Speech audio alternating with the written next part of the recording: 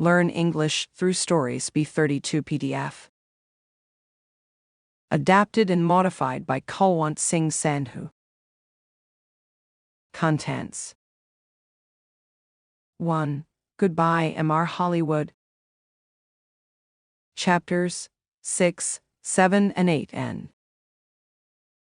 2. Conjunctions 5, 3 Picture Dictionary. Chapter 6, A Tea Party. Nick looked through the doors of the tea room in the Empress Hotel. Meg Hudson sat at a table with a man. The man was about 30, or maybe a year or two younger. He was tall and brown from the sun. He wore a white shirt, white trousers, and white shoes. He said something to Meg, and she laughed. She looked very happy. A waiter came up to Nick. "Can I get you some tea?" he asked. "No, thanks," said Nick. "I'm with the two people over there," and he walked across to Meg's table. "Hello, mystery girl," said Nick. "Remember me? We met at Whistler. Your name?" Meg Hudson sat at a table with a man. Was Jan then? But maybe today it's Meg Hudson. Meg Hudson looked up at him. "Oh," she said, and her face went red. "Who is this Meg?" asked the man. "This is Nick," said Meg. "He's our writer, Nick. This is Craig Winters." "Sometimes called Mr. Hollywood?" said Nick. "Maybe. But how did you know that?" asked Craig Winters. "I guessed," said Nick. "And I think I'm beginning to understand. Can I ask you a question, Mr. Winters? Does somebody want to kill you?" Craig Winters' face went white. "Kill me? What are you talking about?" asked Meg. "Before I tell you, answer this question, please," said Nick. "You called me Mr. Hollywood in Whistler, and you wanted the man at the next table, the man with white hair, to hear you, is that right?" Meg Hudson sat at a table with a man. Meg Hudson did not answer at first. Then she said quietly, "Yes." "Why?" asked Nick. "I wanted him to follow you, and not me." "Why?" Nick asked again. "I think he's a detective," said Meg. "And I think he's working for my father. I saw him soon after I left Toronto. He followed me." Meg put her hand on Craig Winters' arm. "My father doesn't like Craig. A month ago, he told me not to see Craig again. I'm not happy, and he knows that. I think he guessed that I'm meeting Craig. And now he wants to find Craig and stop him seeing me." "Stop him?" said Nick. "Or kill him?" "No," Meg Hudson said. "Daddy doesn't." "The man with white hair pushed me in front of a car in Vancouver," Nick told her. "And he shot at me in Stanley Park." "What?" said Meg. Tell me about this man with white hair," Winters said suddenly. Nick looked at him. "He's about 60, and he's tall and thin," he said. "Do you know his name?" asked Winters. "Vickers," said Nick. Craig Winters suddenly looked ill. Did he follow you to Victoria? Did he follow you here?" "I don't know," said Nick. He watched Winters. "You're afraid of him. Why? Why does this man Vickers want to kill you, Winters?" Before Craig Winters could answer, Meg's face went white. "Oh, no," she said. Look over there by the door." Nick and Craig Winters turned to look. At the door of the tea room stood the man with white hair. He looked up and down the room, and then he saw them and began to walk across to their table. His hand was in his pocket. For a second or two, the three people at the table did not move. Then Craig Winters jumped to his feet. "That's Emma Hollywood," he screamed. "That man there," and he pointed at Nick. The man's hand came out of his pocket with a gun. "This is for Anna," he shouted. Nick moved very fast. The tea table went over, and Nick was down on the floor in a second. The shot went over his head, and Meg screamed. At the same time, Craig Winters shouted out and put a hand on his arm. There was blood on his white shirt. Then more people began to scream, and two waiters pulled the man with white hair down onto the floor. "Get the police!" somebody shouted. Meg Hudson sat at a table with a man. Chapter 7. At the police station.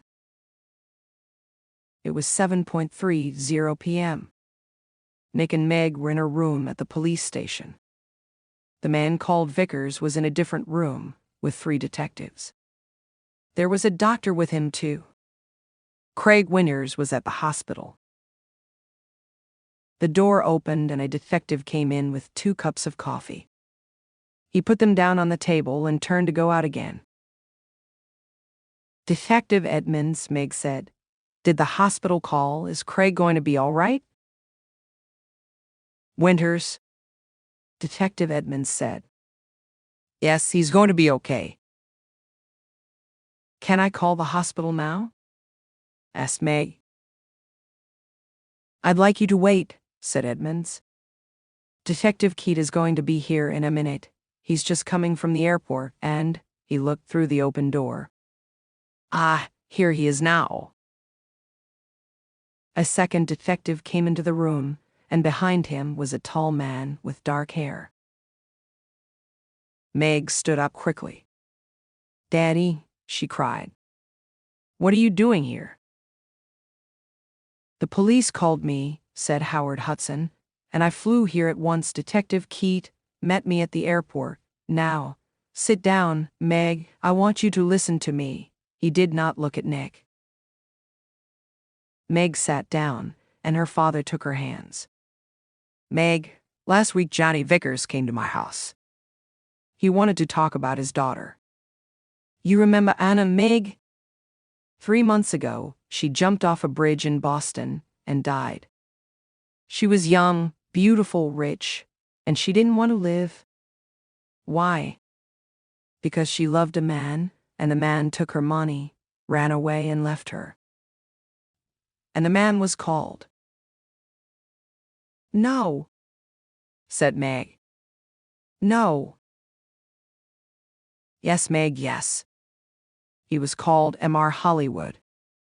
"No," shouted Meg. She began to cry. "That's right, Miss Hudson," said Detective Keat quietly. "To you he gave the name Craig Winters. When Anna Vickers knew him, he was Carl Windsor. But he liked all his girlfriends to call him M.R. Hollywood.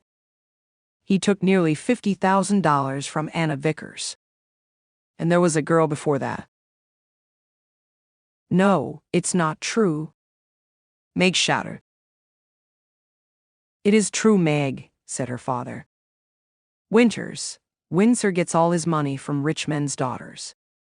Johnny Vickers loved his daughter. He went to her house in Boston after she died. He read her letters and learned about the money and the name M.R. Hollywood. And when he came to my house, I told him about you, Meg. I said, 'My daughter's got a new boyfriend, and she calls him M.R. Hollywood. I don't like him, but I can't stop her. She's going away to meet him next week, I think. What can I do?' Johnny put his hand on my arm, and he said, 'Don't be afraid for your daughter. I'm going to find that man and stop him.'" Meg said nothing. Her face was very white. For a minute or two, nobody spoke. Then Detective Edmonds said, "Vickers told us all about it, Miss Hudson. He followed you to Whistler and saw you with." Nick began to understand. "With me in the cafe, and Meg called me Mr. Hollywood." Howard Hudson looked at Nick. "You're the travel writer guy, right?" "Lortz." "Nick Lortz," said Nick. "Vickers nearly killed me. He shot at me twice, and—" But Howard Hudson was not very interested in Nick. He looked at his daughter again. "How much money did you give him, Meg?" he said. I gave him $25,000, said Meg. "Only for 2 or 3 months, he said. Then She began to cry again. "Well, you can say goodbye to that money," said Hudson angrily. "What's going to happen to Vickers?" Nick asked Detective Edmonds. "Hospital, I think," said Edmonds. "Okay, he shot at you and about 50 people saw him, but he's not a well man. The doctors are going to put him away in a hospital." Howard Hudson stood up. "Okay, Meg, I'm going to take you home. My plane is waiting at the airport." Meg followed her father to the door. Then she remembered Nick and turned. "I'm sorry," she said. "I got you into all this. I called you Mr. Hollywood. That was wrong, but I didn't know." "It's okay," said Nick. "You know everything now, and it's better to learn it now, and not later, $50,000 later." Meg said nothing. Meg said nothing. Chapter 8. A Nice Smile. Nick took the evening ferry back to Vancouver. He was tired and hungry, so he went down to get some dinner in the ferry restaurant. The restaurant was busy, and there was only one free table. Nick sat down quickly and began to eat. "I must get back to work tomorrow," he thought, "and forget about millionaires' daughters and men with guns." "Excuse me," somebody said. "Can I sit with you?" Nick looked up. There was a pretty girl next to his table. He got up. It's okay," he said. "You can have this table. I don't want it." And he began to move away. "Please don't go," the girl said.